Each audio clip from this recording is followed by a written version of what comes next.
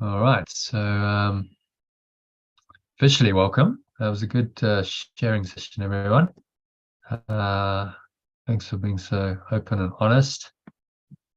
So I think it just creates a field of healing, transformation. So yeah, going all over the place here. All right, so let's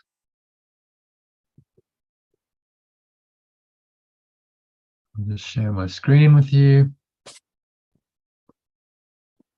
and we'll have a look at where are we? Today's okay, that Gmail, there we go. Okay.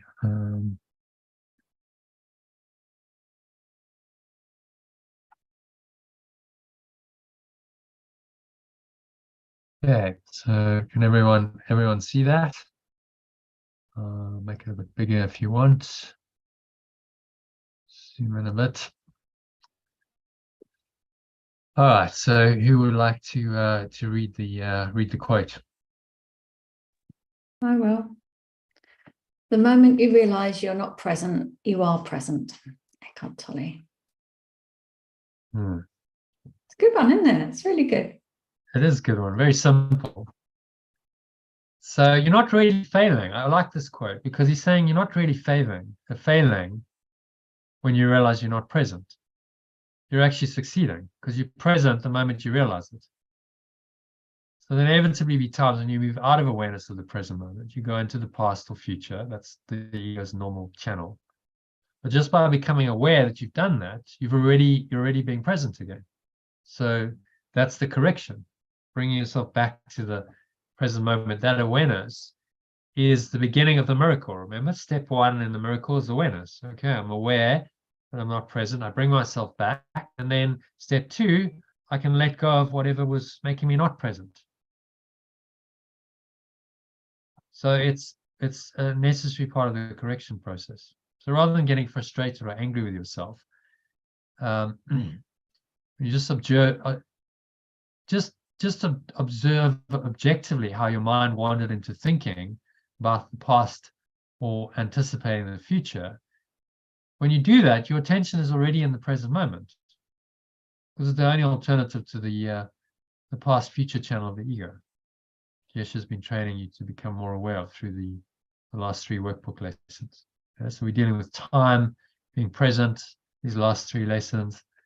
So just bring your attention back. If it wanders, bring it back. That's the correction. So this doesn't allow the ego to hijack your mind, because if you get frustrated and angry, that's another error. I'm never going to get this. You know, Susie, you were talking about this earlier in the week. Oh, I'm never going to get this. I'm so slow. And you beat yourself up. Well, that's just another error.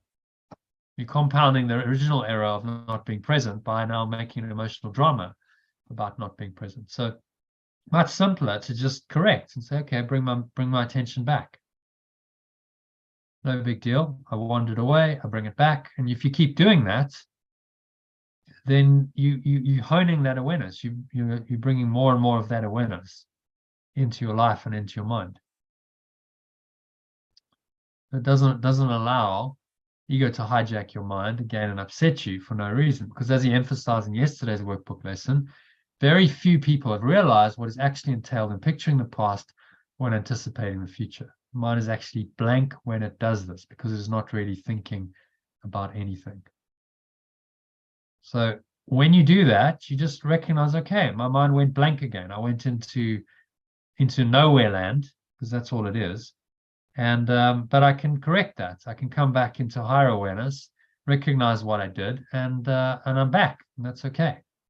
And if I keep doing that, then the nowhere land, the blank state of past future will start to subside and dissipate as I bring more and more awareness in.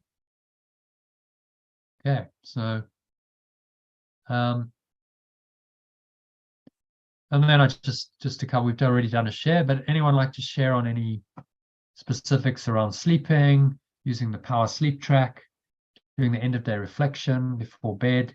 Are you doing that? Is it helping you? Has everyone done exercises 1 to 4? Anyone like to share anything on that? Yeah, when I do the power sleep track, I always need less sleep. Yeah. Very cool. Very, very cool. I think Seems to work. yeah, it really works. I think the end of day reflection is something I do all day long anyway, checking in with things. And yes, I've done the exercises. Yeah, good. So the power sleep track, I actually, when I sleep, I go to sleep with my headphones on and the power sleep track playing, and I'll sleep for however long. I might sometimes wake up in the night, or it can be as long as 6 hours with that track going, and that definitely seems to do something to my sleep. I sleep deeper, I need less sleep, so that might be something you want to try. You just sleep back with the headphones on and off you go. You have so much content, Jono. I think I've listened to it the once, but normally I'm listening to your nighttime one or doing that. I can't say I do much of the end of day reflection, but I do contemplate before I go to bed anyway.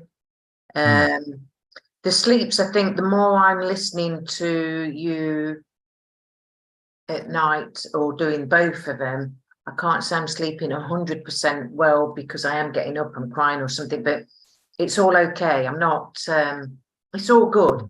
Like before doing this, if I was in that way, I'd really know about it because I'd be all over the place. Whereas now I just feel a bit more, with it, everything's okay. Whereas before it feels like a major attack. Whereas now you're just going through a process. Good. So if you need any help with sleep, just try listening to that. So you wake up in the middle of the night. You can download it there. It's on that link. It's about 40 minutes, and I just put it on a loop, so it's just playing continuously. And I do seem to sleep deeper. I go to sleep very quickly. It takes less than 5 minutes to fall asleep, and I seem to sleep deeper. So I don't need as much. It's like 4 or 5 hours, sometimes 6 hours, and that's enough. Can even manage on 2 or 3 if necessary. So because really it's a deep sleep that counts. You need 2 hours of deep sleep where your mind is in a delta pattern. So that's basically going back to source. Pure formless awareness is arising, and there's no thought. So if you can get 2 hours of that in 4 hours, then you're done. You don't need more. For most people, they sleep lightly, and then it takes them several hours to get into the deep sleep mode, and then a couple of hours to come out. So they might have 7 or 8 hours, but they only have 2 deep sleep. Or if you can dive in deeper, quicker, and you can get the deep sleep in 4 or 5 hours, then you don't need as much sleep. And I think this track helps because what it does is it trains your brain waves into an alpha and then a theta state very quickly. So it takes you deeper. And I suppose logically, if you're in a deeper state quicker, then maybe the delta will get to theta. So just so you know, the brainwave states, it's about 3 to 6 cycles per second is delta. So that's where the mind is very quiet, very still. That's associated with deep sleep. And deep meditation, they find a lot of delta waves. And then 6 to about 13 cycles per second is theta. I'm skipping out alpha. 6 to about 9 or 10 is theta. So that would be you're asleep or you're in a dreamlike state, and then often that's when you're dreaming. So that would be dreaming sleep. Or if you sort of you're not actually asleep, that would be a state where you can get visions and intuition. So what someone like Einstein would do was he would go into from alpha into theta, and he'd hold a penny in his hand, and then when the penny dropped his hand, because he'd go into theta, then he would get ideas. He'd get these visions. So he could visualize things like what would happen when when you're traveling faster than the speed of light and these kinds of things. And that's how he got a lot of his insights, which then allowed him to formulate the theory of relativity. It was imagination that happens in theta. So it's a highly creative state. So that's 6 to 9 cycles per second. And then 9 to about 13 is alpha. So that's a very calm, kind of relaxed, chilled. If you're that quite sleepy state just before bed, you're feeling chilled out. And if you drink, if you have a couple of glasses of wine, that probably takes you into alpha. A deep meditation, you're probably in alpha. Calm, relaxed. Your mind is still, you're still conscious. You can still be aware of the world, but in a kind of peaceful, flowing way. So alpha is associated with flow. And then you get beta, which is 13 to upwards to about 25 cycles per second. And that's normal kind of waking state. Our mind's quite busy. And obviously the higher it goes, the busier the mind, because the more thoughts, the more the brainwave activity. So a lot of beta is will fatigue your mind. You get tired after being in beta for a whole day, and then you feel like I just need a timeout. I need some kind of relaxation, because your mind needs to go into alpha or theta, it needs the rest. So you can do that naturally, or you can do it unnaturally. Using a substance like a glass of red wine or whatever can do it, but then you're using an external to take you into alpha. Much better to do it through breathing, meditation, yoga. These kinds of practices take you into an alpha state. So your mind gets the rest, but you're doing it naturally without any of the downsides of using a substance. And then, so if you can be an alpha most of the day, and you put on the power sleep, you're already kind of in a low alpha. You'll drop very quickly into theta and you'll go to sleep. We struggle to sleep if our mind's in beta, lots of thoughts. You need to be an alpha to go to sleep. So you want to, if that's the case, you want to do a nice calm wind down, do the power sleep track, do the end of day reflection, read the course, read lesson 7, section 7 of chapter 2, just to take you into alpha, because then there'll be it's easy to fall asleep. Okay, so any other questions, comments on that? Your end of day reflection, by the way, is here, as is the power sleep track. So if you scroll down the end of the email, I know a lot of you don't even go look at it, but there it is, your end of day reflection. So 4 simple questions. You can listen to the guided process, or you can just do it yourself and listen to the power sleep track while you're doing your pre-bed thing, Susie. So you could do that. Listen to power sleep while you're reading or doing whatever reflection you are, and see what happens. And then one other thing is everyone doing the Sue posted something about the forgiveness statement, which was really powerful for us. Has everyone had a go at that? Write your forgiveness statement. So that's on page 43 of the course manual. Just go there.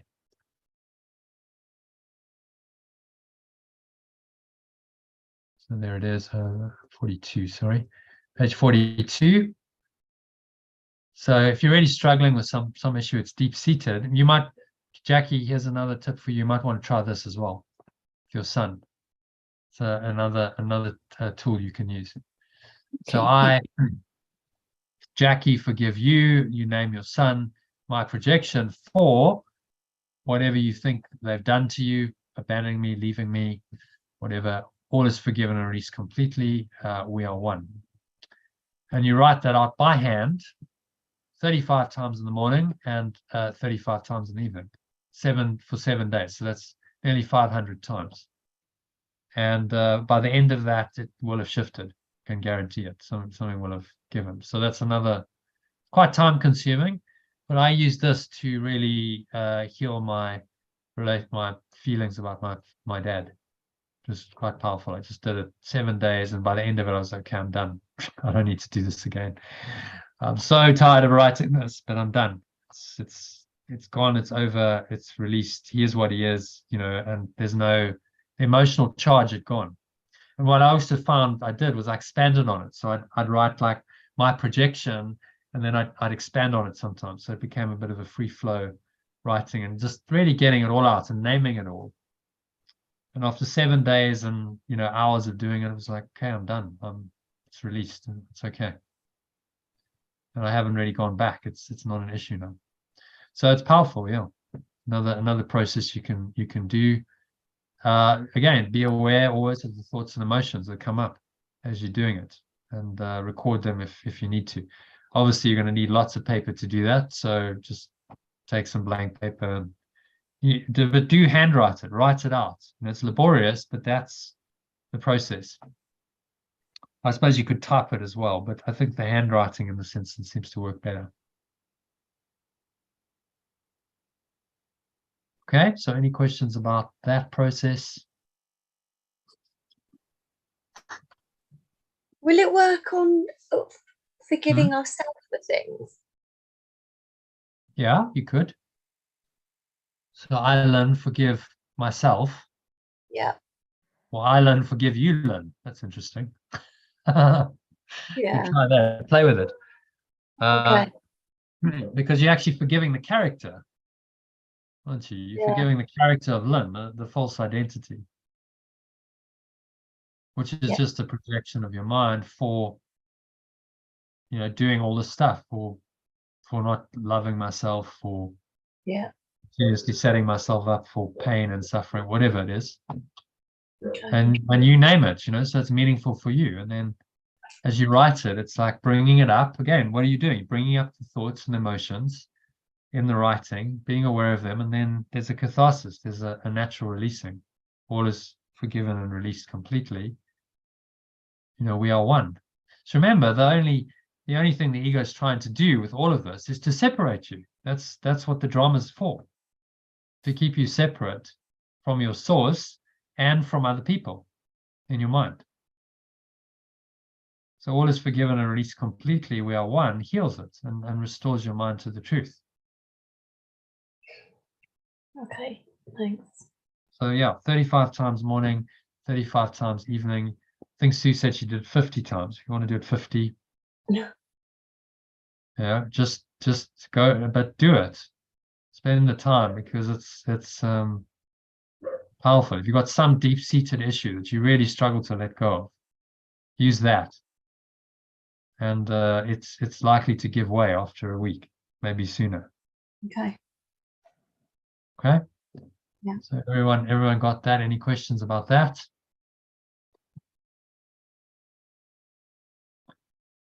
And I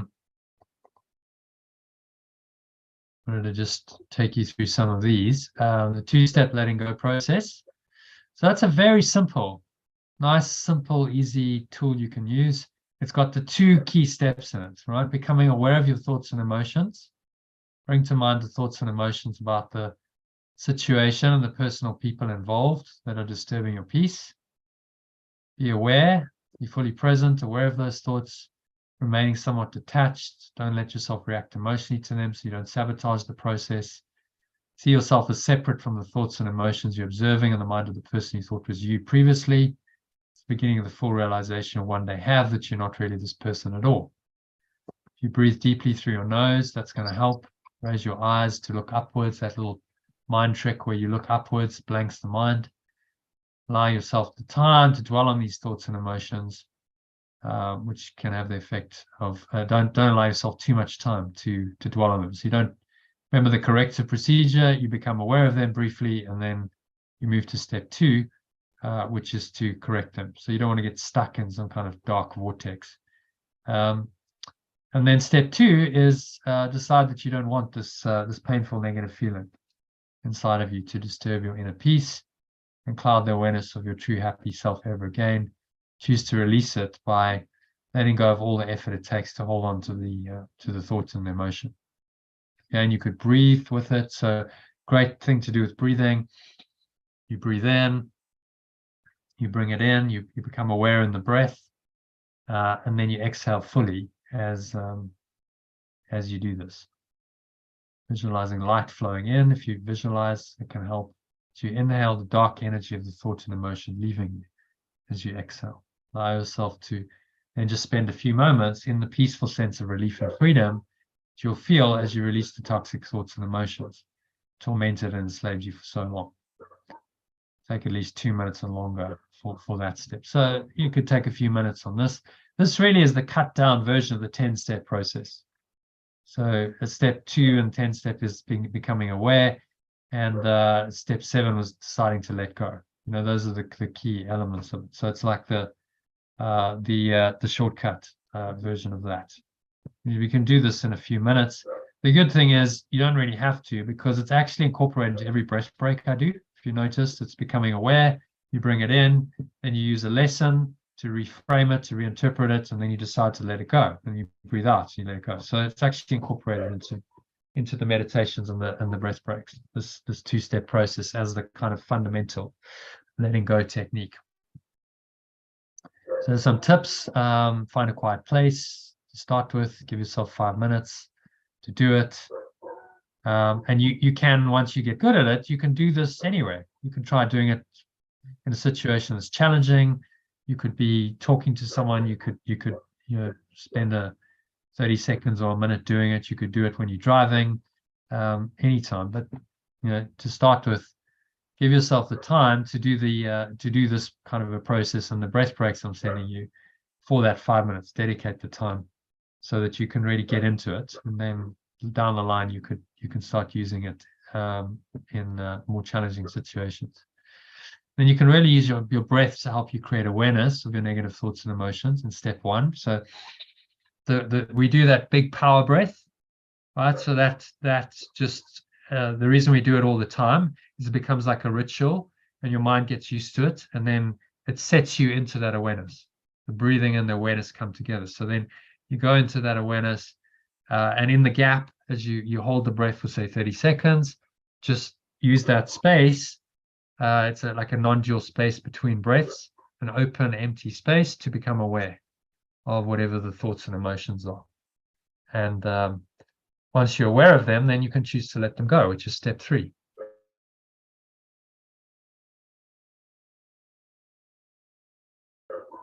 You breathe in, and then on the hold, you really observe. It's a kind of pure witnessing state. And then the exhale is the letting go movement. So the breath really works with this process nicely to coordinate it. So I advise you to use your breath. Remember, one of the easiest ways of controlling your thoughts and emotions is breath.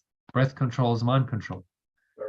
They call it pranayama in the yogic tradition. It's one of the 8 limbs of yoga, because they figured out very, very soon when they started experimenting with these kinds of practices that breath was very important. And if you could learn to control your breath, it gave you more and more mind control. So use it, and that's why it's incorporated into all the meditations and the breath breaks we do. And if it doesn't work and you find this one a bit lightweight, then try the 10-step letting go process, which has got the essence of this, but it's got some other steps like the acknowledging the projections, reminding yourself it's an illusion and stuff. So that's more comprehensive. Okay, so any questions on the 2-step letting go process? It's in there in your course manual. You can use it. There's a guided meditation on it. Have I included that? Maybe I need to stick that in there. There's a guided meditation on it that you can use. But as I said, it's incorporated into all your breath breaks. So if you're doing the breath break for the day, then you're going to be doing this. So don't worry too much about doing it on its own, unless it really appeals to you. Okay, then Hugh Len's Ho'oponopono process. This is my modified version of it. So anyone familiar with Ho'oponopono? Yeah. Yeah. Yeah. Nice process. The etymology of it, the origin was this guy Hugh Len, who's a psychiatrist, I believe. He took this original prayer, Divine Creator. In fact, someone read that. Someone read Mona Simeona's original Ho'oponopono prayer, and then he just modified it and made it sort of more step by step. I can read it. Yeah.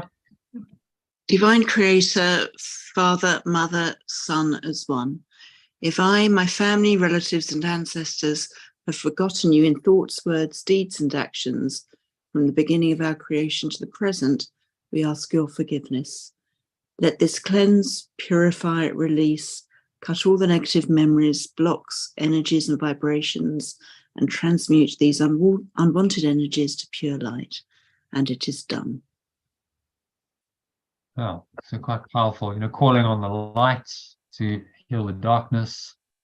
And Hugh Lane just took that and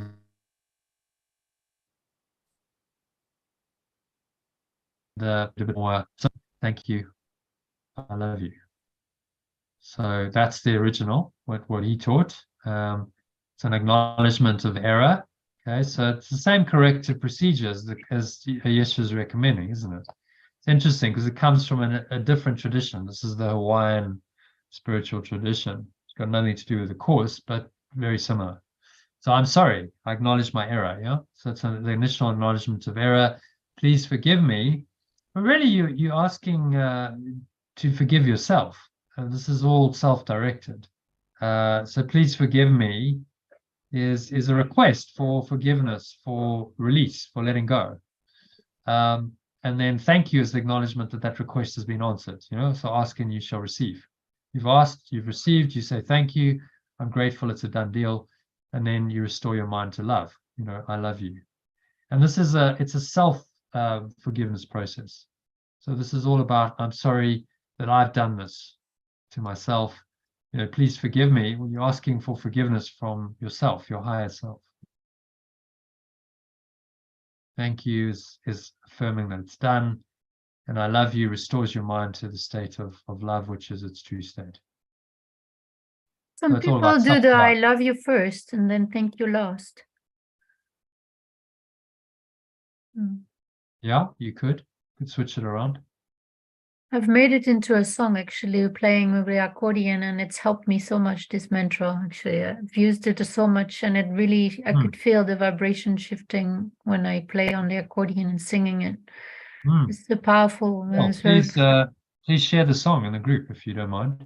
That'd be great. Yeah, I have a YouTube video actually somewhere. Oh, great. Share it.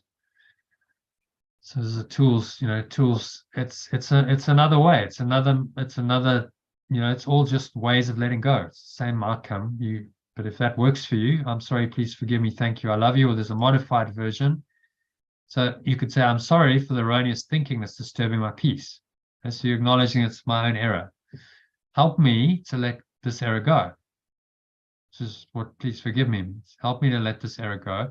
Asking your higher self or Holy Spirit to help you let it go.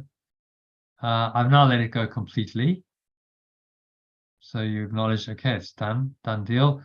Thank you for helping me to do that. Thanking your higher self, Holy Spirit. I love myself unconditionally. So I love you is just a self-love. And then you could restore your mind to the ultimate truth that I am love.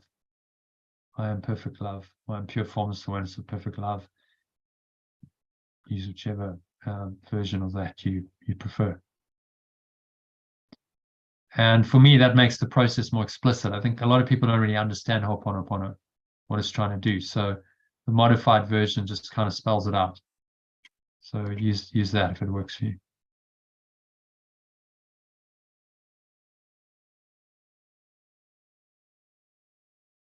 So that's there for you. Address each statement to your higher self. God, love, oneness.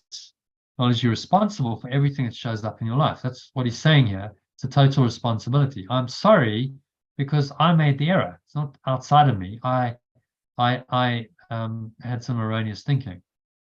I made a mistake.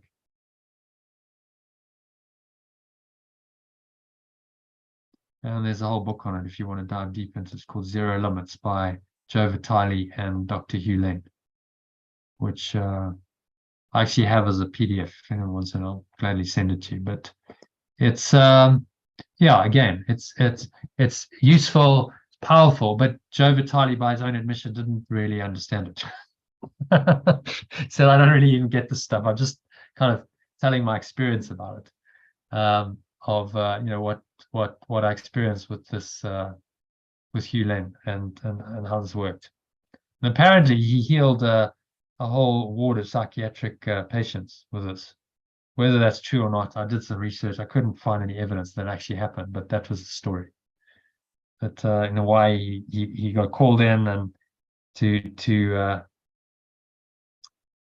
do this, to try and fix the problem. That was a very disturbed inmates, psychotic and criminally ill, mentally ill, and he just spent the whole time doing Ho'oponopono. And apparently the inmates, most of them healed and left. But as I said, I can't verify that story is true. No one has actually been able to verify it, so it could not be true.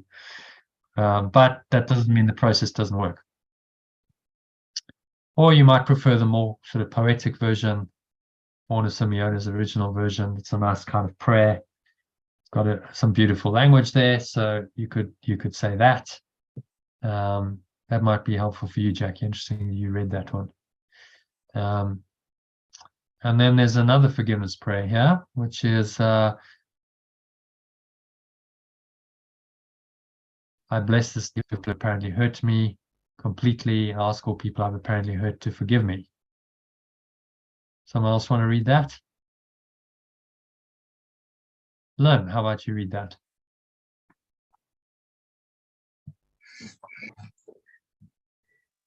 Sorry, number 4. Yeah, forgiveness prayer. I bless this day and give thanks for my life. I forgive all the people who have apparently hurt me completely, and I ask all people I have apparently hurt to forgive me.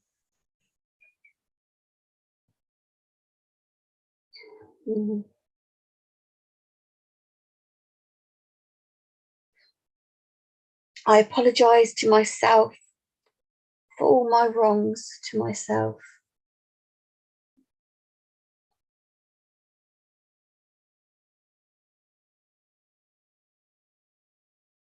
And my wrongs to others. I apologize for all my apparent hurts or wrongs in all life forms, to all life forms.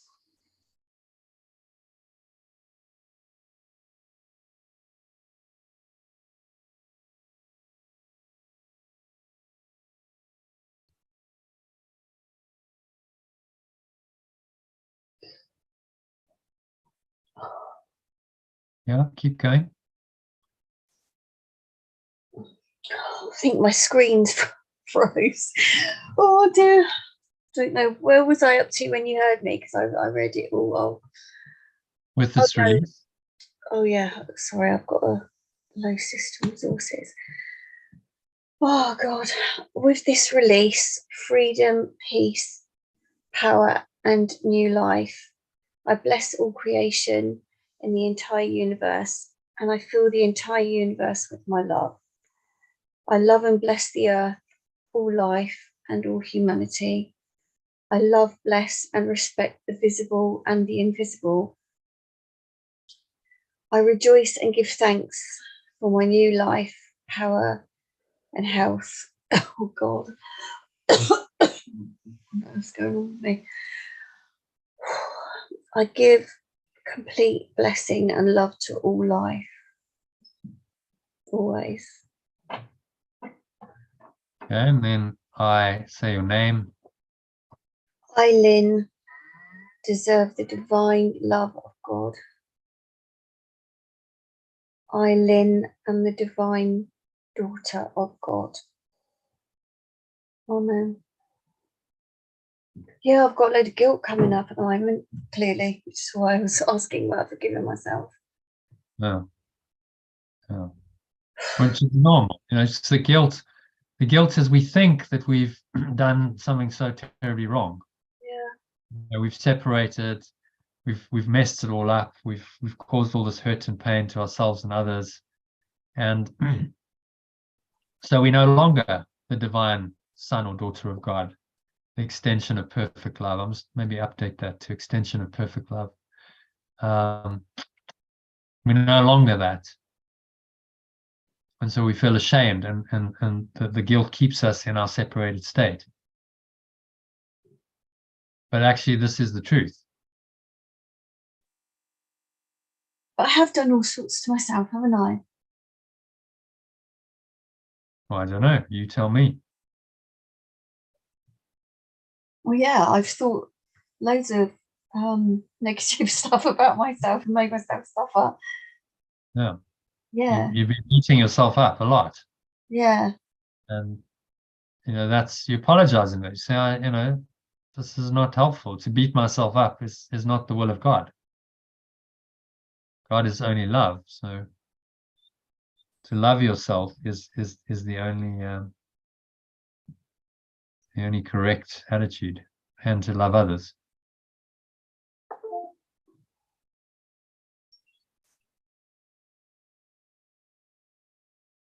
Yeah, so work with it. These are all tools. You could write this out if you want. You could Yeah. say it aloud, and you could say it repeatedly. To if it works and you feel like an emotion coming up and it's helping you, then yeah, it's perfect for me. That is. I thought so. Yeah, so that's why I asked you to read it. Thank- And all life, all of the life forms. I know you care deeply about the planet and animals, and Yeah, that shouted out to me. it's all of that. You're forgiving yourself for all of it, because the separation, your belief in Lynn, a separate self, is responsible for all of that. Yeah. No, I can see. But you're not really responsible because it's not true. It's just a false self concept. So that's why you can forgive yourself, because it never really happened. Actually, in truth, love is still there. And the guilt and the sin and the fear and the attack and the sickness and the death that seems to be so prevalent in this world, with not just humans but all life forms go through this.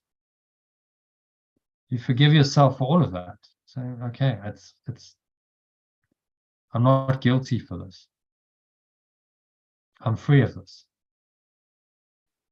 It's weird because I knew I hadn't been feeling right, but I couldn't work out what was wrong until that forgiveness. I saw Sue's things that she put up this morning, and then it popped into my head, and I thought, the only person I could think of doing that to is myself.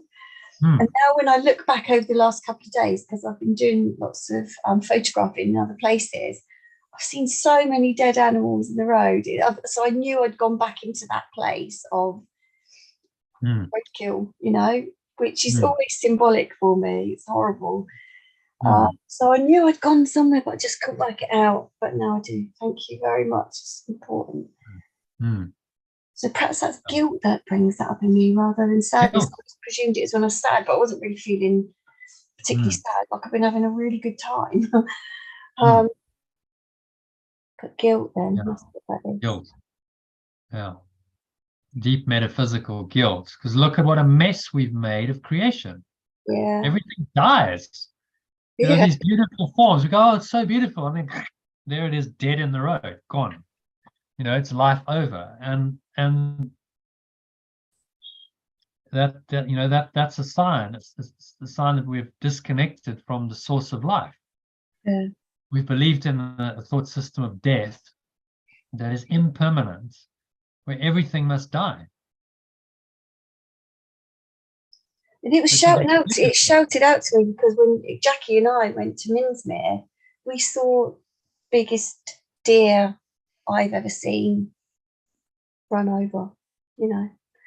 I've seen all the little muntjacs. We saw badgers, foxes. I've seen almost every animal in the last few days. But that big deer, I thought, oh my God, I know that's trying to tell me something. And this is obviously what it was. It's telling you that the thought system of this world is death. Yeah. Right? It's a death wish. Everything comes here to die. And that's seemingly an inevitable process. Every life form will die in time. It has its time and then it dies. Now, is that a reality you want to keep? No. Everything dies, and it's guaranteed that at some point what you valued, you thought was so amazing and beautiful, and look at all the life, and you're photographing it, it's going to be dead. No life. It's not going to be moving. Maybe that's what makes you sad. Does make me sad. You're recognizing, but recognize the futility of the ego's death wish. Like, why would you invent a world where everything has to come, have a brief life, and then die? Well, why would you do that? That doesn't make any sense when life is eternal. I was just going to say, I also have the same problem as Lynn. I've got that's where my hang up is with animals and cruelty, and seeing horrific videos of on the food chain. That just, that's where my death wish is. I don't watch those anymore. I can't watch stuff like that. It brings it all up, but then you can release it. You can go, okay, that's a thought system that is false. I don't believe in it anymore. And so it seems to be there, but it's an illusion. It's false, and its projections are an illusion. Anything that seems to manifest that is false. The only thing that's true is this divine love, which doesn't know sickness and death. It is unchangeable. And you have to forgive yourself for believing in all these illusions and making them real to yourself. Yeah, it's or making making yourself suffering. Because none of it's true.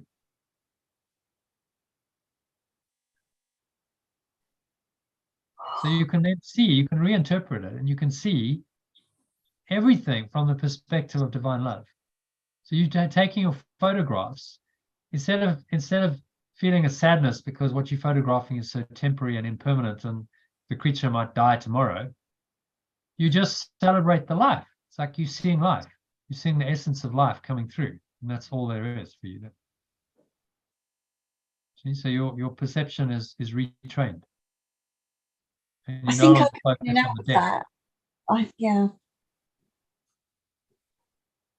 And that applies for everything, even when you see unnecessary cruelty to animals, in China, and does that wherever? Well, none of it's true. Remember, it's a thought system that is false. So the Holy Spirit just says, don't make what is false true. It's not real.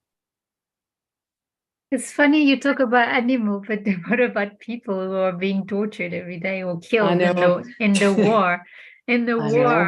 In conflicts, in conflicting countries, like people die every day. Or for some people, it's animals that get you, isn't it? Yes, it's animals for me. Animals, because they seem to be innocent and defenseless. And, but some humans are also defenseless, like children, that are imposed the war upon. It's the same thing. Or even slave children who work to make clothes in some countries. Slave to work at 6 years old. I mean, this is insanity. Whatever the variation of it is, it's the same thing. The Holy Spirit's simply saying this is all illusion. It's all false. Every last bit of it. But we co-created this.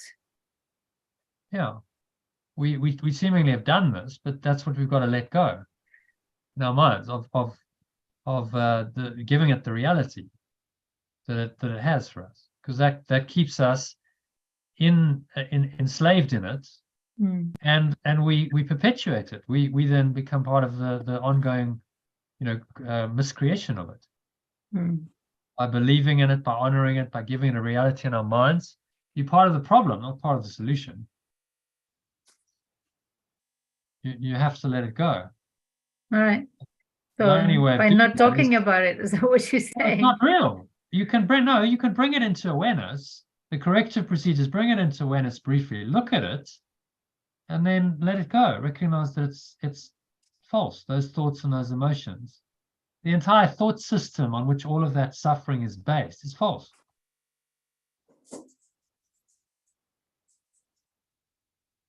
That's the single interpretation that the Holy Spirit makes.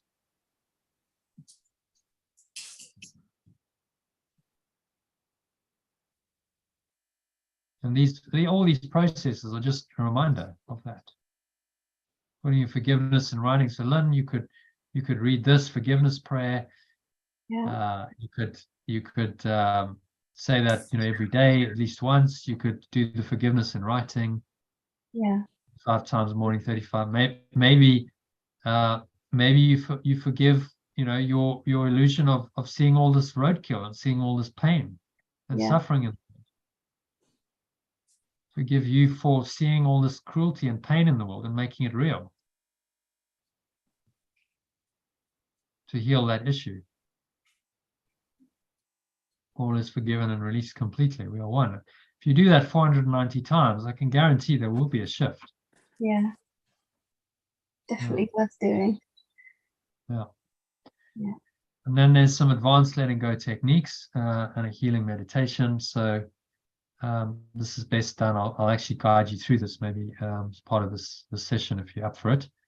Okay. Where you can breathe and relax to get into a nice state. Then you can pop the bubble.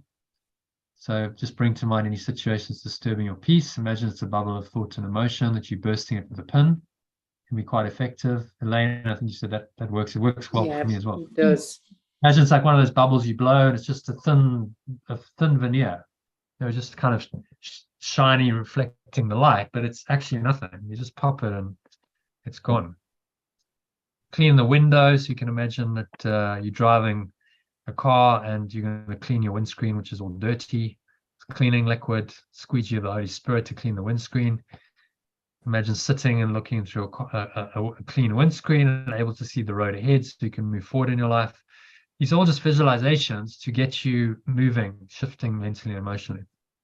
Unplugging from the matrix. So we'll do this one on Saturday.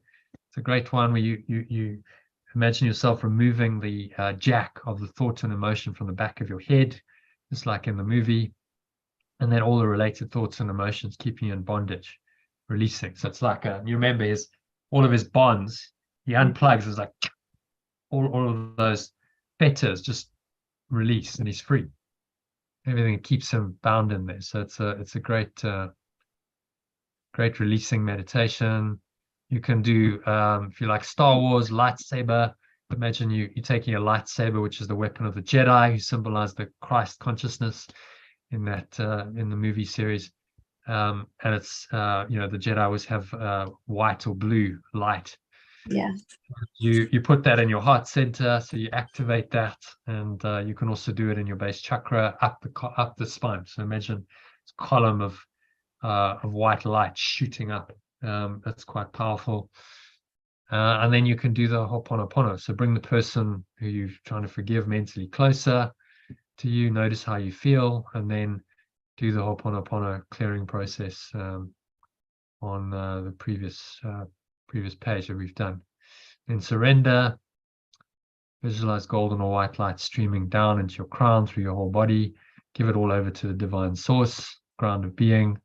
Let go into the light and the stillness. Have 1 minute or 2 minutes of silence. And then the 3 counts return and anchor the state. So yeah, I'll guide you through that in a meditation. It's, you know, it's best done in a meditation, so you actually experience that. But any one of these processes you can use. Okay, I really like the pop the bubble or the unplug from the matrix one, so I can use that quite quickly. I could do 2-3 minutes and do it. You know, at some point I'll record. So I think I said this last year, I didn't get around to it. So I will record some little breath breaks for each one. So you've got like a 3, 4, 5 minutes breath break to guide you through that little process. So you've got it and you can just listen to it if it works for you. Okay. So any questions on any of these techniques? You know, they're all there for you to use. Play with them, experiment with them. If you've got an issue, run it through there and have fun and see what happens. They're all doing the same thing, just different mechanisms, different ways of letting go. I encourage you all to do the forgiveness in writing the next 7 days, just twice a day. Pick an issue that's particularly difficult for you and work with that one. Okay, so let's tab back to the email, which is here, I believe. So we're going to have a look at today's quote, today's lesson. And by the way, there's a daily prayer that I'm stuck in the daily prayer to be truly helpful. So that's in your program in the morning practices after the theta meditations. You can go and read that prayer and remind yourself to be truly helpful. Okay, so brings us to the lesson. So I see nothing as it is now, or alternatively, I perceive nothing as it is now. Just sort of a bit more expansive, because that's acknowledging all the senses actually apply. This lesson applies to. Okay, so who would like to read paragraph 1?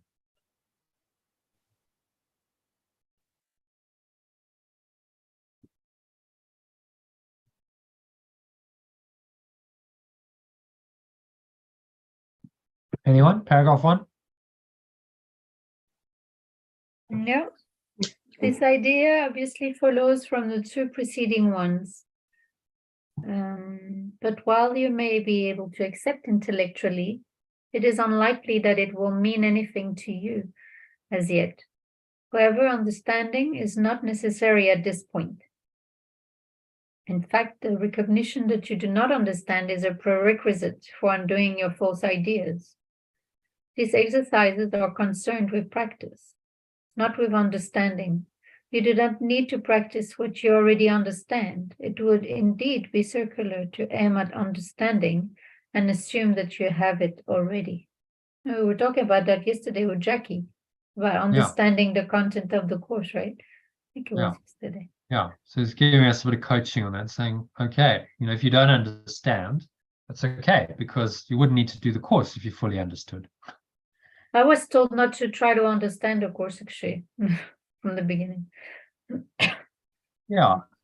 I mean, what he's saying is just do the workbook lessons. If you don't understand, practice them. Practice the exercises. And as you practice, understanding will come.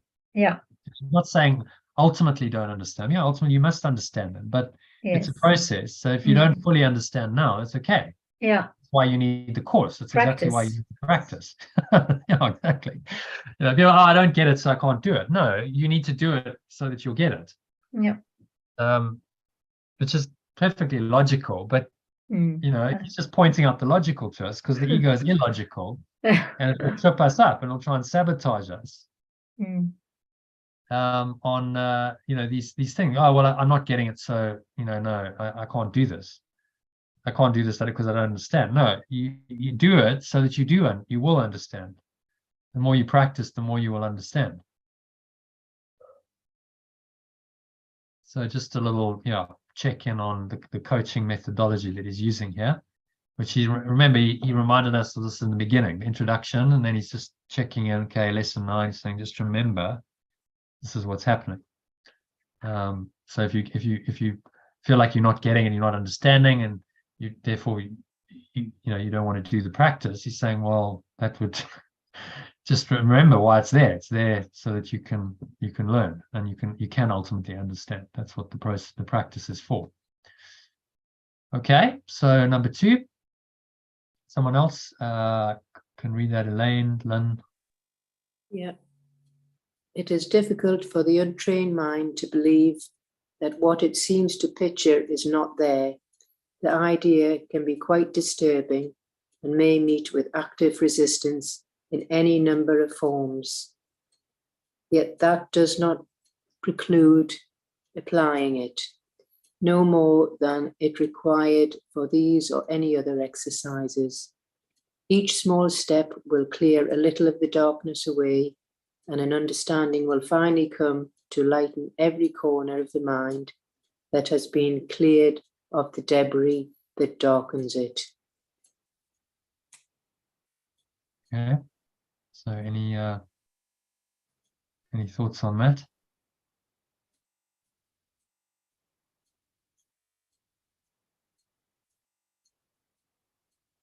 It's quite clear. The untrained mind is, the monkey. difficult for the untrained mind to believe that what it seems to picture is not there. Okay, so this is okay. This is all an illusion. It's a dream. So what I'm seeming to picture outside of me, everything I perceive, my visual perception, hearing, touch, taste, feel, all of this is the picture of the world I have, is not there.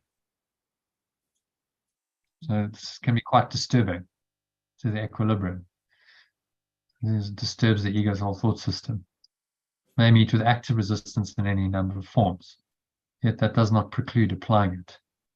Okay, so just saying, just do it. Think the thoughts, go through the exercises, and you are training your mind to open to this idea that the world is unreal. The world is not there. Each small step will clear a little of the darkness away. Understanding will finally come to light in every corner of the mind that has been cleared of the debris that darkens it.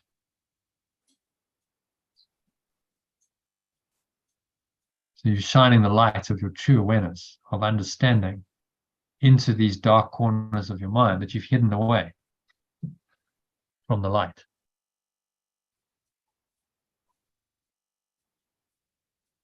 Bringing the darkness into the light so you can let it go. That's the whole methodology of the course. Okay. So any comments, questions about that?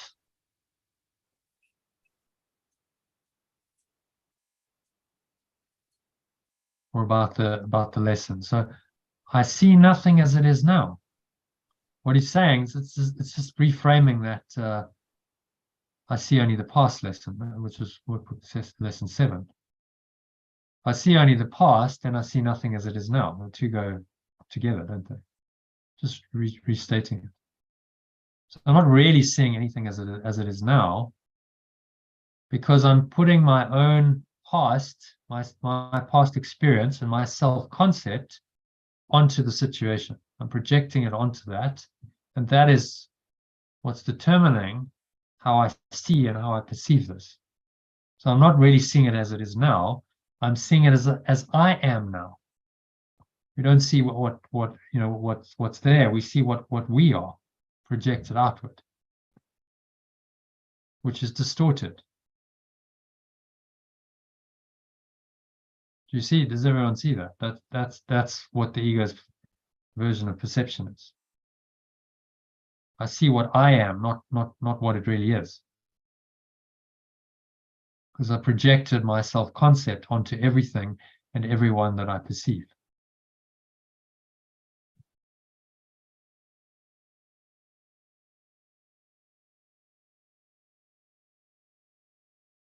Okay?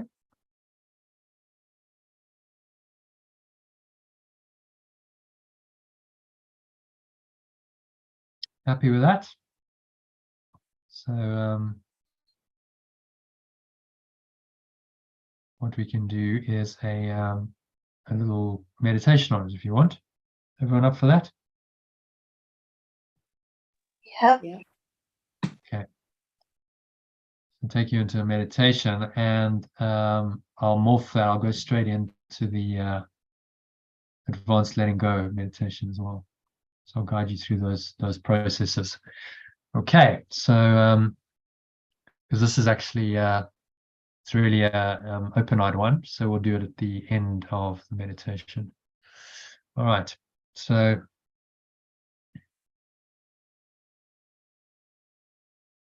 just making yourself comfortable, sitting your favorite meditation posture, feet shoulder width apart, back straight, cup your hands in your lap, close your eyes, and start off by taking a nice deep breath in through the nose. So you're breathing in, you're noticing how the stomach rises and the chest rises. Subtle flow of air in through the nostrils. Clench the sphincter muscle. It's a muscle used to Lock the energy in. Draw the energy up the spine into your heart center. Put one hand on your heart, connecting with your heart space. And draw it all the way up into the crown of your head. Just pausing at the top of the inhale, so it's a maximal inhale breath. Just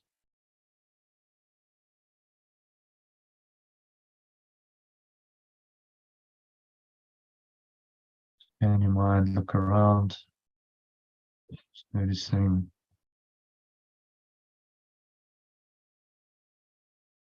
the thoughts, emotions, body sensations related to that going on.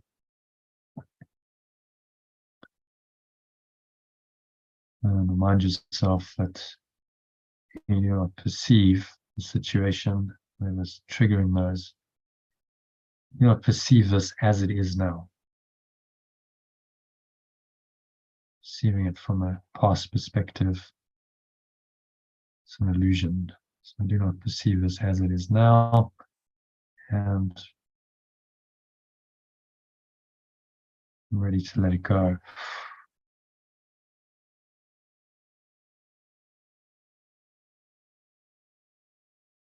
So just blowing it away. The breeze of your breath is going, gone. And nothingness that it really is.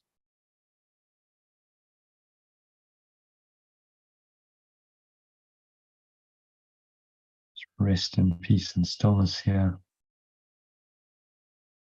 Peace of God, it's been called, it surpasses all understanding. Just get into a nice pattern of breathing, deep, slow, rhythmical breaths. In and out through your nose. Observing the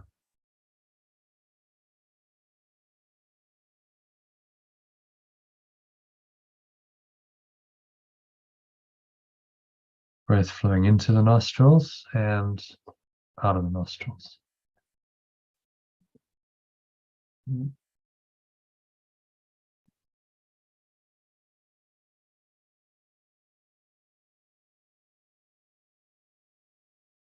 mind is still wandering, thinking about the past and the future, anything else, just bring it back. Eckhart's quote, when you're aware you're not present, then bring it back. The moment you do that, you're present.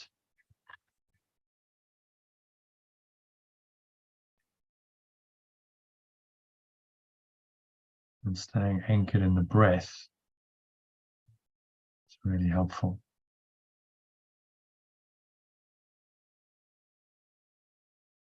Just watch the breath. Quietly observe the breath flowing into the nostrils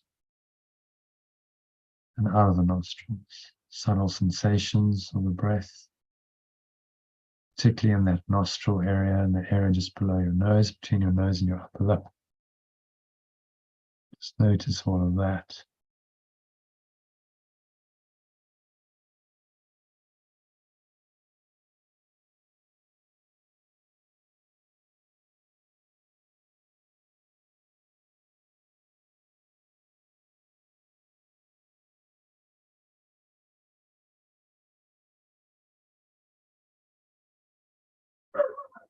Getting quieter and quieter.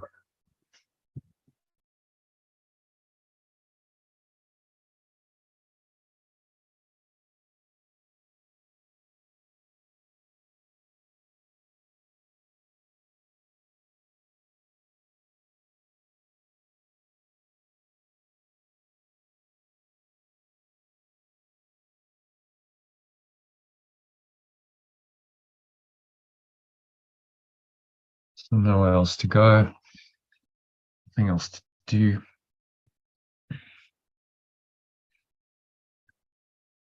Just breathe, relax. Be still. So just let the breath happen to you, through you, and for you. No conscious effort, no stressing, straining, or striving. It's just allowing it to flow.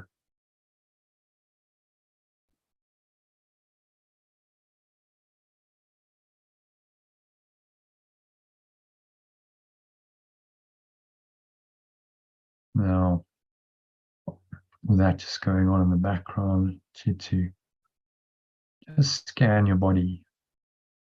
It's just about observing sensations in the body. Notice sensations in the crown of your head, back of your head, and your awareness down to your face, your jaw. Noticing any sensations on the skin, any tension, and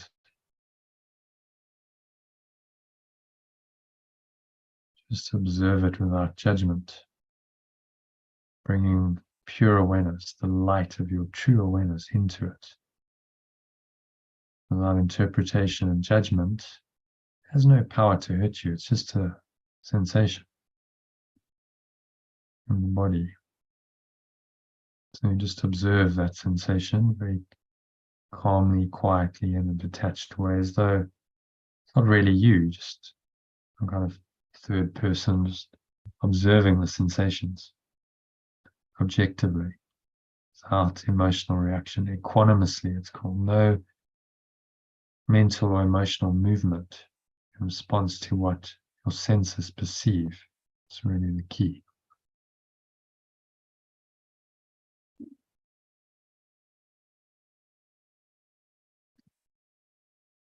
So notice sensation going on in your neck, shoulders, bring your awareness down through your arms, biceps, your triceps, elbows, your forearms, your wrists, your hands, and your fingers. Your arms hang limply and heavily off your body.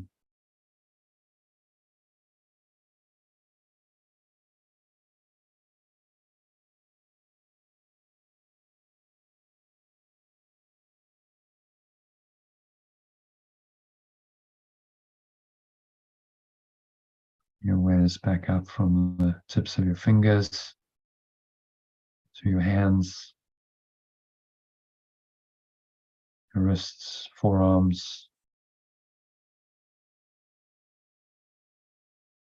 elbows,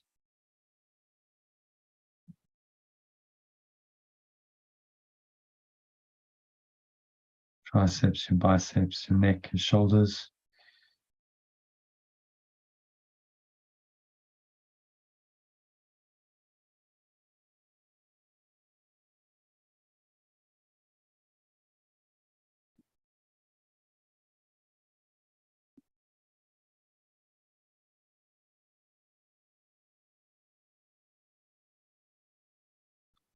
Any tension in your neck and shoulders, you can just breathe into it. Imagine you breathing in some light, awareness, visualize the light if that works, otherwise just let it go. Exhale out, feel the release, drop the shoulders down, roll them forward, roll them back, and feel some tension going. And just getting more and more relaxed with each breath. Just keep the breath flowing.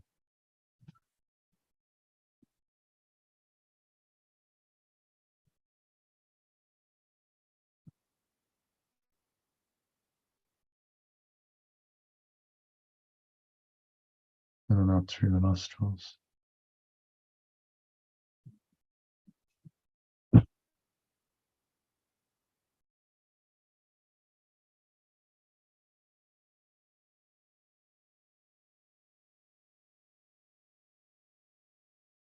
Run your awareness down from the upper back, the middle back, to your chest, stomach, your lower back. Feel a nice, warm, comfortable feeling in your stomach. Maybe some tingling, prickling. Just observe the sensations on the skin, but also penetrating into the body.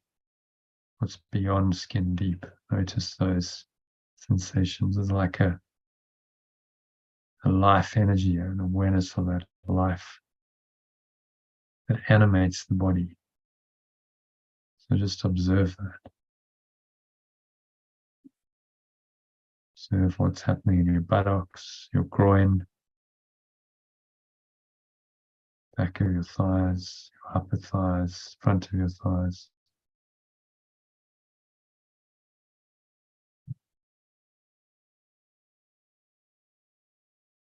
Down into your shins, your calves,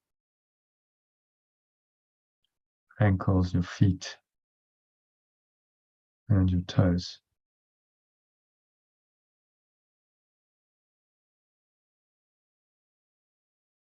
So your whole body is completely limp, heavy, warm, relaxed. Just aware of it. So just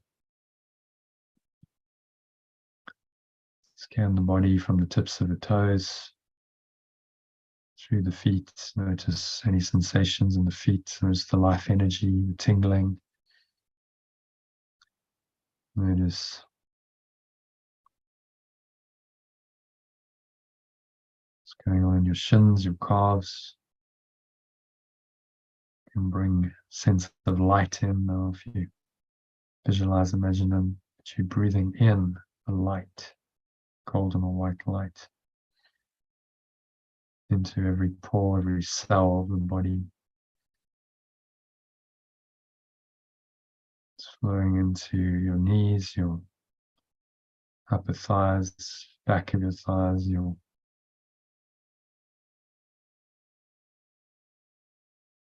buttocks, your groin,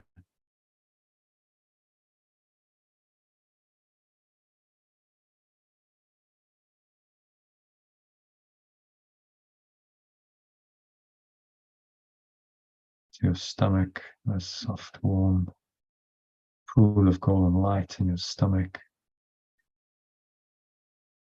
into your heart center. Use the energy in there.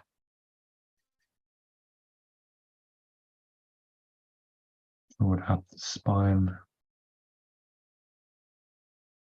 to your upper back, all the way up into crown of your head. Just pausing at the top of the inhale.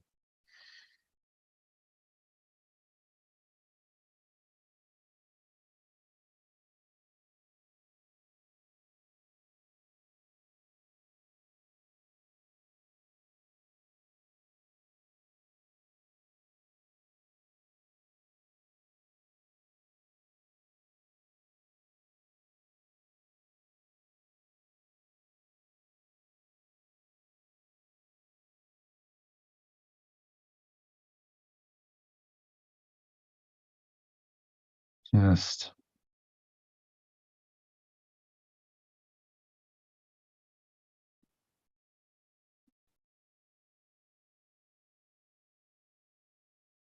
scanning your whole body now. Scan the body, be aware of the whole body as an energy field.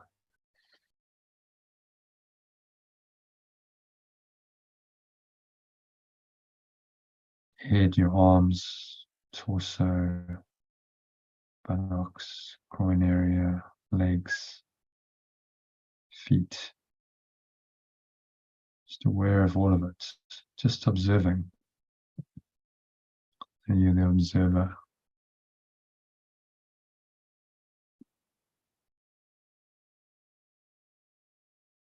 into this awareness, bring to mind a situation as you breathe in again that's disturbing your peace right now. Unresolved issue, a conflict, drama in your life you're thinking about a lot. Bring it to mind, name it, feel the feelings, notice how that shows up emotionally. It shows up as body sensation often, so if you see something changing in your body, just be aware of that. That's how we observe emotion, by observing body sensations. Observe the thoughts, what thoughts are going along with the situation. And now imagine it's just a bubble of thought and emotion that you're bursting with a pin, like one of those bubble blowers. Kids have this liquid and they put it through a little hoop and they blow and then it forms a bubble. So that bubble's just floating around in your mind. Seems to have some solid reality. And I've got all these light patterns reflecting off it. If you really look at it, you see it's flimsy, it's actually transparent. It's mostly space, just a thin film. That is all it consists of. A thin film that covers the spacious awareness, encloses the spacious awareness inside of it. So you're going to pop it now. Just take an imaginary pin, which is the sharp pointed awareness, your true awareness. And look at that with the awareness of oneness, perfect love in mind. Brings you the focus and the clarity, and you just pop it now. So just put that sharp pointed awareness in and pop it and exhale. And it's gone. It's nowhere. What's left is space, and there's no difference between that space and any other space. Just be aware of that spacious awareness for a few moments. You breathe in and out through your nose. The bubble's gone, it's burst, no longer exists. So it cannot trouble you anymore. The entire bubble is released.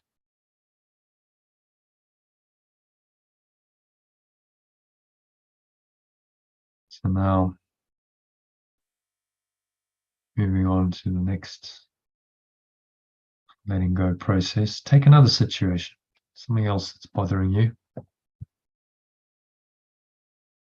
Just creating some obstruction in your vision. Can't see clearly because of it. Breathe in and imagine you're sitting in a car with a windscreen that's caked with dirt. You can't really see. And you're trying to drive, but it's really muddy, and spray it with a bit of water, but it just smears the mud. Then you use your windscreen wipes. It smears the mud all over the place. So it's not working. You can't really see clearly. So you have to stop the car. So stop the car. And then you're going to reach into the cubby hole and you're going to get some miracle formula cleaning liquid. And there's a squeegee there as well. The miracle formula is what will clean the dirt away, and the squeegee is the application of it, which is the Holy Spirit. So you get out the car and just use that miracle formula liberally. Miracle formula is the detergent. It's the truth that will clean all of these dirty thoughts and emotions away. So put it liberally over the windscreen and then take the squeegee, the wiper things, and just wipe it across. So just go from one side to the other, and all that thick dirt just gets cleaned off, getting cleaned off the windscreen of your perception. And then you go and you do again, And then you wash the dirt off the squeegee and you return, and you do that a few times. And the windscreen is now pristine. It is so clear, it sparkles. The light of the sun shines off it, the sun comes out. And you wash all the dirt, the bucket of water away. And so the windscreen is now clean, shining. You now have clear vision. So you get back in the car. Imagine you driving forward now. You start the car and you drive and you can see clearly. It's a clean windscreen. You can see up, you can see to the side. You can see the sunshine, you can see the beauty, and you can see very clearly the next step in the road. The road is suddenly clear to you, and there's no fear anymore because you can handle the road just 100 meters at a time. So the next corner comes and you do a little left turn and you wind around and then you go down a dip and up. Suddenly there's a great view and pull over, park and look at this wonderful view. So it was always there, but is obscured. It was obscured by the dirt on the windscreen. So you've now cleaned your windscreen, you've cleaned your perception, and you can see it.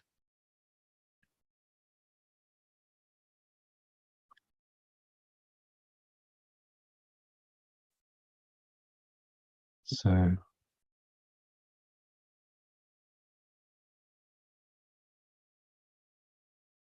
moving on, I want you to imagine now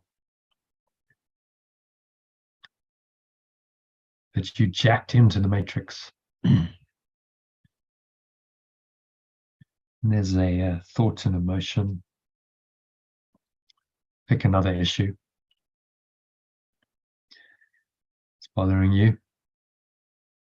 It feels like you jacked into this, like something's drilled into the back of your head. And all these thoughts and emotions are coming from that. And you feel in bondage. You feel like this is happening to you. You can't necessarily help it. So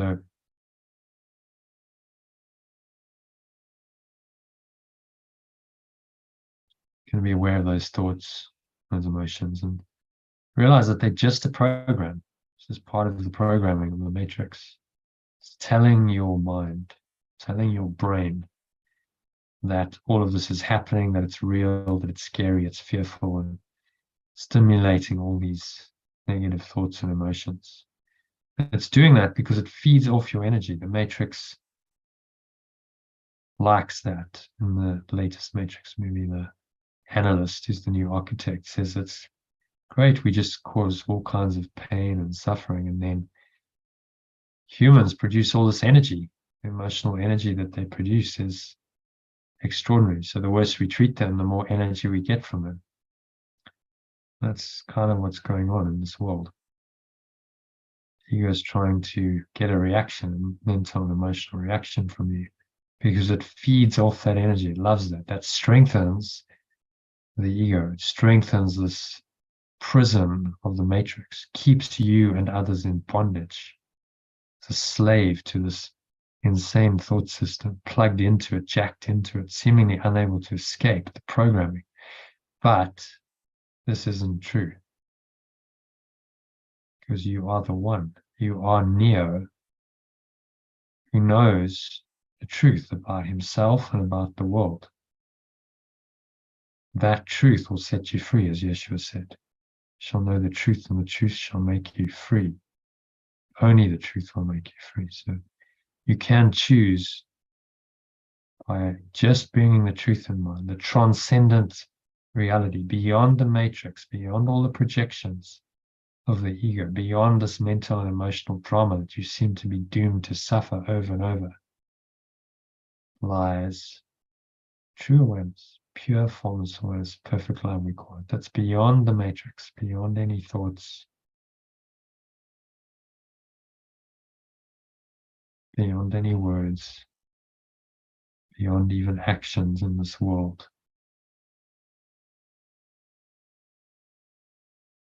So just be willing to go there.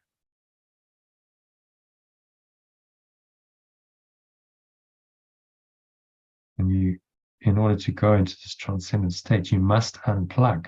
You cannot see this. You cannot be in this transcendent reality while you're still plugged into the matrix. You must unplug. So we're going to unplug now. Imagine you're reaching to the back of your head and you're going to pull this plug out. Just pull it out. It's going, gone. It's ripped out. Feel a release. Breathe out. Let it go. Maybe you feel like in the matrix when all of the plugs, Neo's plugged into the matrix. When he unplugs his head, all of it just comes away, and all of those fetters which are keeping me in bondage just release. I imagine them all just releasing. And you're free. And just feel that freedom.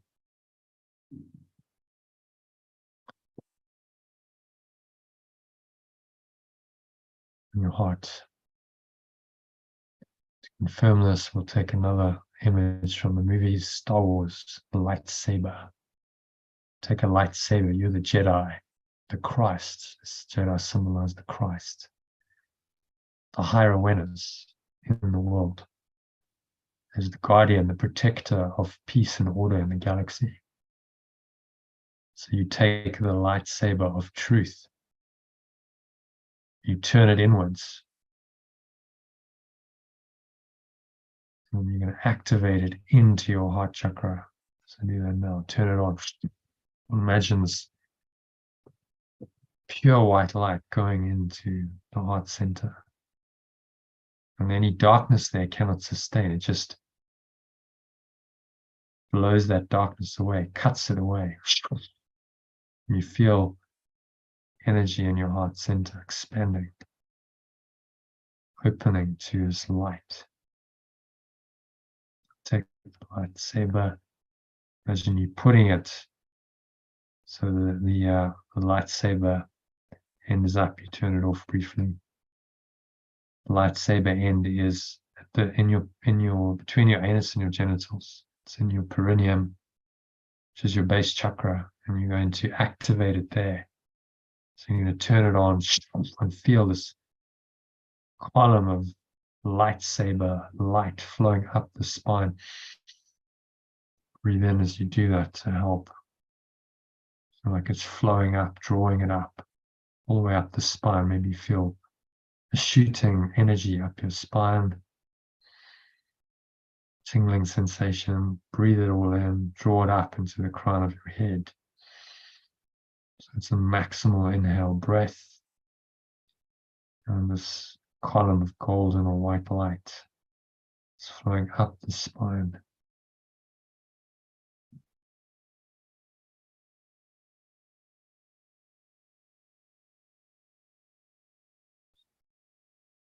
Stay in this light for a few moments.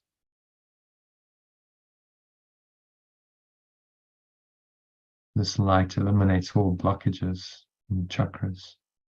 So you feel a clear flowing energy up your spine. There's nothing to block it. So it flows all the way from the base chakra, all the way to the crown, that open channel. Allow the energy to rise and take you into samadhi. Experience of just the light, pure light.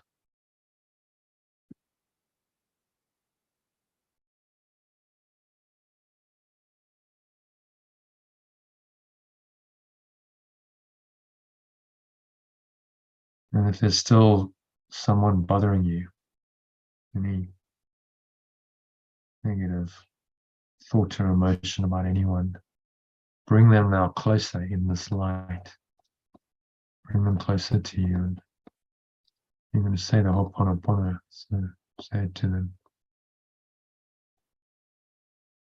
Say, I'm sorry for the errors of my thinking. Sorry for anything I've done to you because of those errors. Sorry if I hurt you. Please forgive me. Or help me to let this error go. You're really asking your higher self, your Holy Spirit, to help you let it go.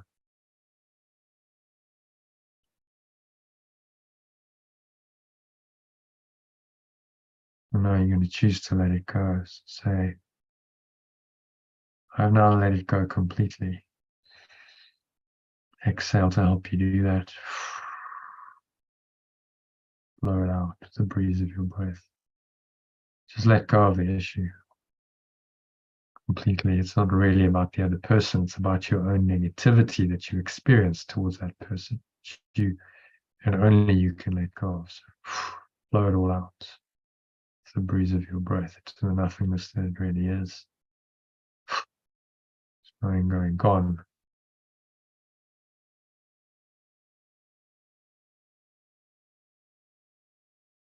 So thank you.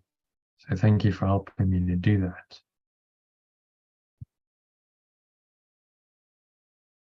To let it go completely. So this person was just part of a lesson to trigger this thought and emotion so you can let it go. You thank your higher self or Holy Spirit for letting it go completely.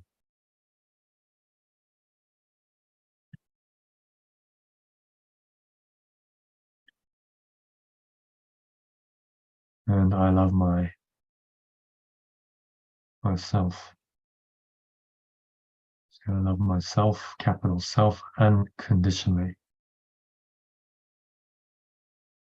And accordingly, I can love you. And the person to mind say, I love you because you're the same self. I love myself, you are that self. Therefore, I love you unconditionally. Imagine embracing them. That helps you. Say, I am love. We are love. In that loving awareness is the healing head.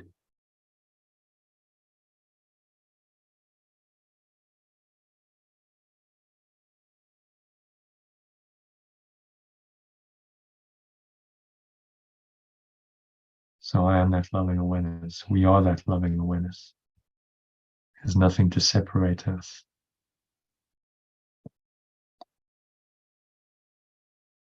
So just rest in this loving awareness.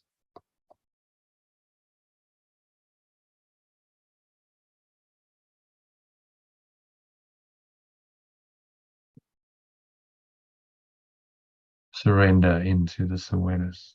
If it helps you visualize golden or white light streaming down into your crown through your whole body. You're in the light of true awareness. And you give everything over to the divine source, the ground of being, whatever you want to call it, pure formless awareness, perfect love. And just let it all go into the light of your true awareness and the stillness that is implicit in this.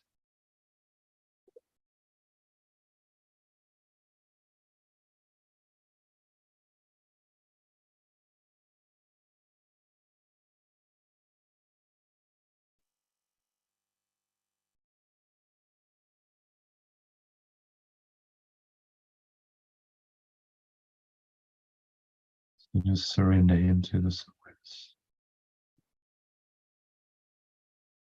There's nowhere else to go, nothing else to do, nothing else to think about. Just breathe in and out through the nose. Allow this awareness to come in.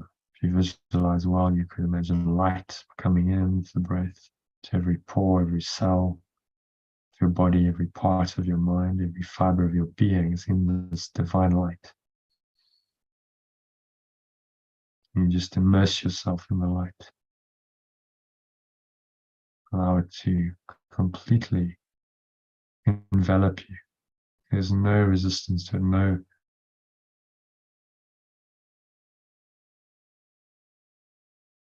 part of your body encompassed, enveloped. Your little self, the ego, is overwhelmed by this light. It is literally awesome. Awesome light of your true awareness.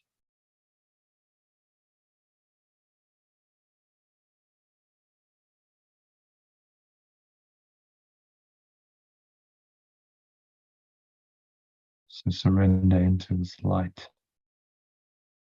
Visualize, just be in awareness.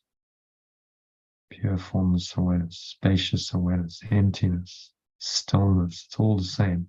Words just point you into the inner state. So forget the words now for the next couple of minutes and just enter into this state of awareness. Forget the body. Forget the words. Forget where you are in time and space. Just forget everything and surrender into this light. Your true awareness for the next couple of minutes of deep silence.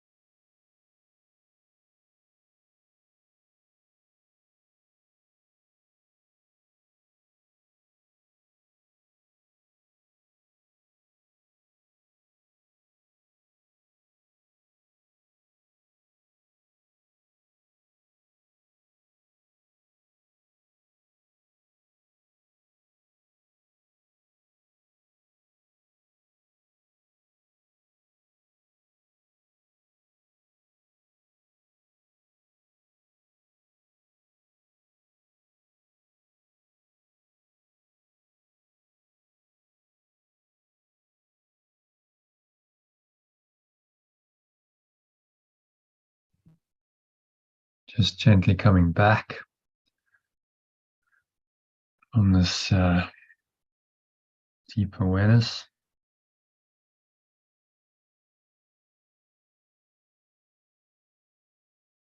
Into an awareness of your body and the breath, senses and the world. And on the count of 3, you can return to body awareness by focusing on your body senses. So 1, just breathing in, noticing the breath again. Subtle flow of air in through the nostrils, the stomach rises, the chest rises, clench the sphincter muscle if you like. Maximal inhale breath, feel the energy rising up the spine, pause at the top of the inhale. And just scan your mind. So on time, just noticing thoughts, any emotions, any related body sensations. Bring them into awareness briefly. And if there's anything that's out of place, feels comfortable and pleasant, just let it go. Exhale, release and let it go to the nothingness that it really is. It's going, gone. All of those stomach to the spine, expel the last remaining air out. And just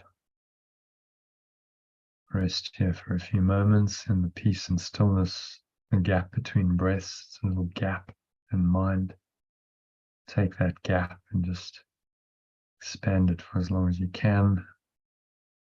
And then when you have to breathe in again through the nose, so on the count of 2, now notice the weight of your body pressing down into the chair and your feet touching the ground. Notice what you're feeling with your hands touching. Maybe there's a subtle taste in your mouth, smell in your nose. Notice that. Notice what you're hearing. But without any attachment. It's just observing. There's no judgment, no interpretation. There's just pure awareness. Just awareness arising. So just anchor this awareness in for the rest of the session in the afternoon. Set the intention to stay here. This awareness is going to guide you and give you the thoughts and the words and the actions. Everything comes from this awareness. So it is. So it is said, so it is done. And now on the count of 3, you're going to open your eyes. So just look around you. I'm going to practice today's lesson. It's a very calm, clear space. Just look around and say, I do not see or perceive this. I'm going to apply it to whatever you happen to see, indiscriminately, whatever your eyes happen to rest on, this wall as it is now. I do not see this chair as it is now. I do not see this window as it is now. I do not see this computer. If you're on a computer or a phone, I do not see this phone as it is now. I do not see or perceive this arm as it is now. I don't perceive this person, if there's a person, as it is now. Just apply it indiscriminately to whatever it is that you're looking at. Whether it's a person, animate, a living thing, plant, an insect, or something inanimate, an object in the room, man-made object, or anything natural, could be a rock. Just apply it indiscriminately. I do not see or perceive. Perception just expands it. It's not just the visual sense. You don't see, feel, touch, taste, hear, that, whatever it is, name it as it is now. teaching your mind that really your perceptions are governed by your past programming. So you see nothing as it is now. So one more time, as you look around, deep breath in and say, I see or perceive nothing as it is now. Exhale on the truth of that.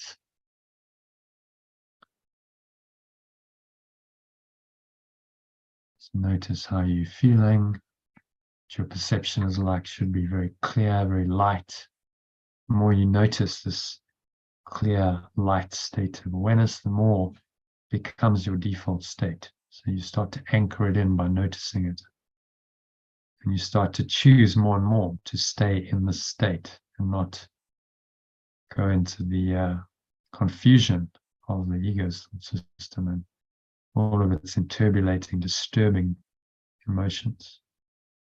Choose to stay clear and light and free.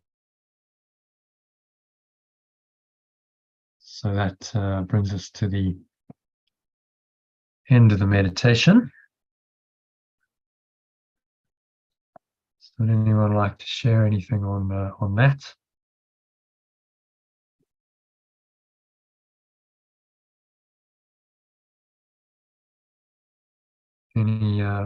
Anything come up?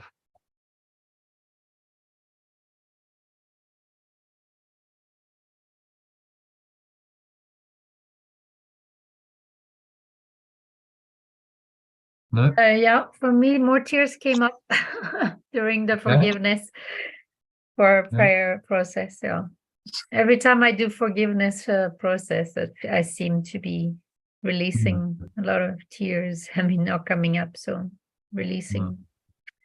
Yeah, releasing every time I do forgiveness processes. Well, that's good. It means it's working. Yeah, something's happening for sure. And cleaning out the darkness. Yeah. And it's a bit like peeling a layer of the onion. You know, you're going deeper, and every time you peel a layer of onion, what happens? You cry. That's so true. Yeah. So you cry because it's releasing, but it's very purging. Tears, by the way, one of the reasons why we cry is because in our tears we release the stress chemicals. So cortisol, adrenaline, these kinds of things get released in tears. The chemicals. The chemicals, yeah. It's a natural purging mechanism for the body. That's why if someone's had a trauma, they'll either laugh or they'll cry, because both are releasing mechanisms. The crying, lots of tears, it's a way of the body getting rid of those. Purging itself. So it's it's perfectly normal and natural. Okay. Anyone else any experiences to share? Otherwise I did want to do one more thing, which is the 11th pathway, if everyone's up for that. I would love to do it, but I have to go. I have a meeting. Okay. So catch it on the recording. I'll do it as a recording. And then we have another session in about 40 minutes. So if you want to join us, or we could do, should we make it an hour later? I won't be able to be there at 6. So that'll be 6 o'clock our time. But anyway, let's finish this. I'll post the message on the group. Okay, so everyone up for doing just the 11th pathway? Okay with that? I've got to go, Jono. I'm so sorry. Okay. Anyone else? We can leave it for another day, maybe. Anyone else? How long does it take, Jono? How long does it take? It's about 3 or 4 paragraphs we read, maybe 20 minutes. It's just I've got to go to a client in a little while. I'm doing a reflexology client, and I'd like to do it, but for me, maybe another day would be better if you do it another day. Okay, all right. So we'll leave it for today. We've done quite a lot today. Thank you so much, Jono. Thank you. Thank you very much. Thanks. See you later. Okay. See you. And bye. the evening session, shall we make that? Because it's due to start in about 35 minutes. Should we make it at 6 UK time? Does that work for everyone? Yeah. I don't get home till about 8:30, so I'm probably going to miss it, I presume, unless you Yeah. go a bit longer. Yeah. Okay. Elaine, how are you? how are you Yeah, feeling 6. about- Oh, the only things I've got Alright. a thing, one more session with Sally, but I can always get the recording of her. Yeah, no, I'll be there 6. Yeah. She Okay. does a All right. recording, so that's good. Yes. Okay. All right. So Thank I'll you very do. much, Jono. Okay. Bye-bye. Namaste. Bye. Thanks for joining. Bye. Bye. See you later.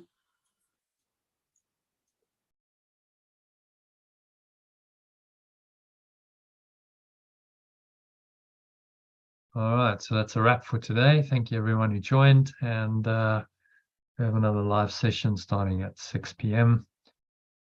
UK time, at 7 p.m. Central European time, 8 p.m. SA time. So join us then to read and discuss today's text, which is section 8 of chapter 2 on the meaning of the last judgment.